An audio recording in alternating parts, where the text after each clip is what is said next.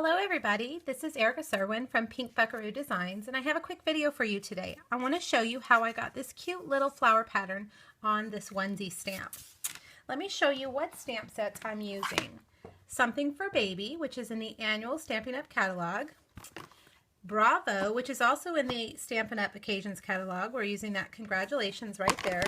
And the background stamp called Something Lacy from the 2015 Occasions catalog. I love this stamp.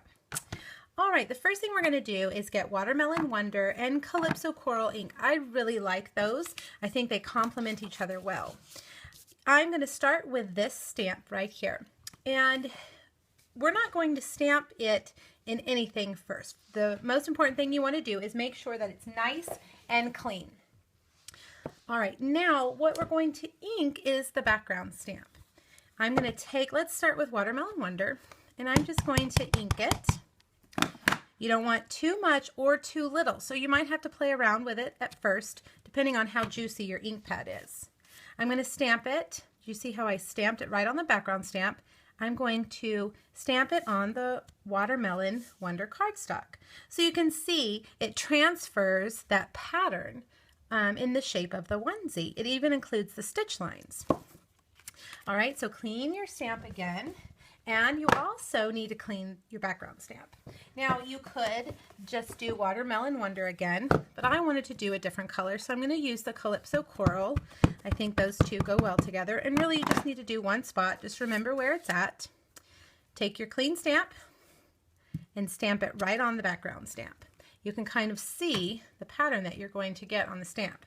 Now I'm using shimmer white cardstock. You could use regular cardstock also. You can see compared to this one that I quickly cleaned my stamp, and I did make sure it was completely clean. You can see that this one is white and this one still has some background color, but you know what? I think it's fine. It adds to the background color, so it's okay, it'll work. Just make sure between steps that you clean really well. All right, the next thing you're going to need to do is get the matching framelits. And this is where the magnetic platform comes in really handy. Let me move these out of the way. So you're going to put your clear plate down on your magnetic platform and put your stamped image, and you're going to line this up just like that. Now, to kill two birds with one stone, you're also going to need to stamp the flower. And I stamped it in Calypso Coral and Watermelon Wonder straight on the white shimmer cardstock. Okay, so you could set that one there, the stamped image, and cut it out with the coordinating framelit. All right, so you're going to cut all of those out, and for the sake of the video, I have already done that. Here they are. They're so cute.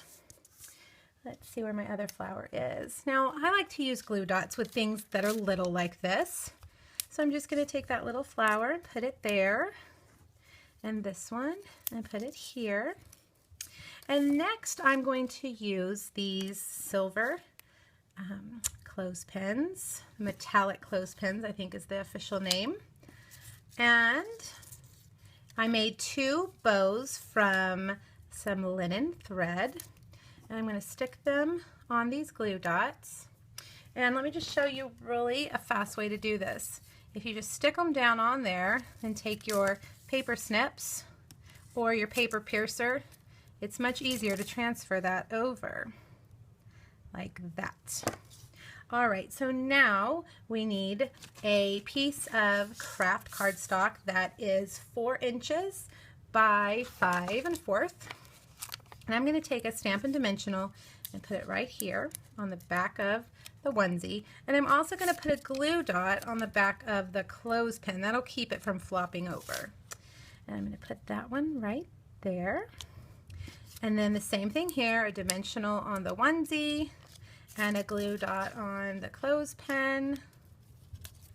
And I'm going to do this, let's see, I probably should have done this one first, but we'll make it work.